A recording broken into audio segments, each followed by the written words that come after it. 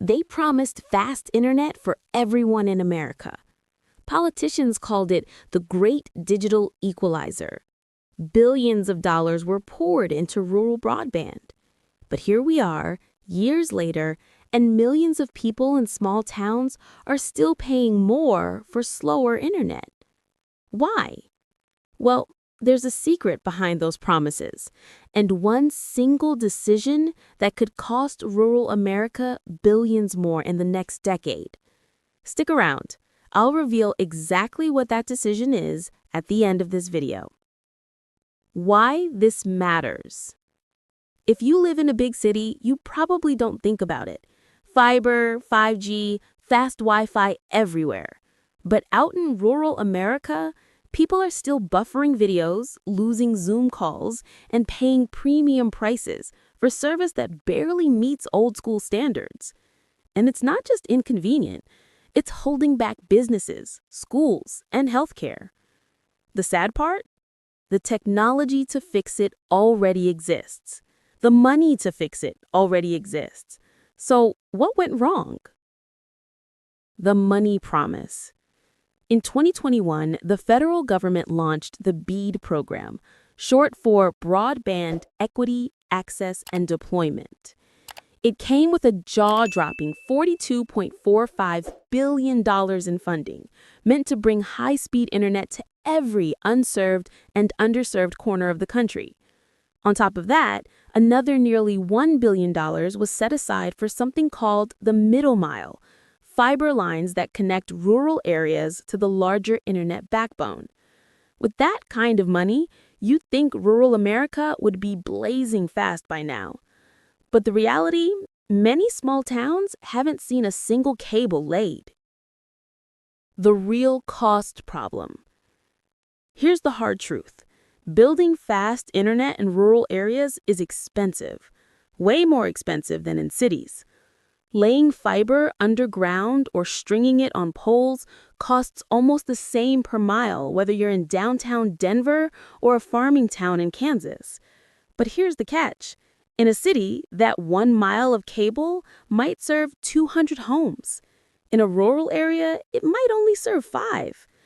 That means the cost per customer skyrockets. Providers know they won't make back that money quickly, so they either charge more or they don't build at all. And when they do build, they often take shortcuts, which brings us to the next big issue. The last mile problem. In the broadband world, there's something called the last mile. That's the stretch from the main road to your house, the final connection. It's the hardest and most expensive part to complete. Even if a fiber line runs through your town, it costs thousands more per home to hook people up individually. So in many places, the main line is built, but people are never connected. It's like building a highway, but never adding the on-ramps. Red tape and regulations. Then comes the paperwork nightmare. To hang a single fiber cable on an existing utility pole, companies have to get permissions, pay attachment fees, sometimes move other wires, and wait months for approval. Multiply that by hundreds of poles, and you can see why rural internet projects move at a snail's pace. These aren't flashy problems. They're slow, bureaucratic, and expensive. But together, they've crippled progress. The competition gap. Now add in the business side. Big telecom companies go where the profits are, densely populated cities and suburbs. That leaves rural regions with very few options. No competition means no pressure to lower prices or upgrade infrastructure. And when a smaller local provider tries to compete, they face high costs and red tape just to get access to the same poles and lines the big guys use. So rural America gets stuck paying premium prices for outdated technology. The technology fight. Here's where things get messy.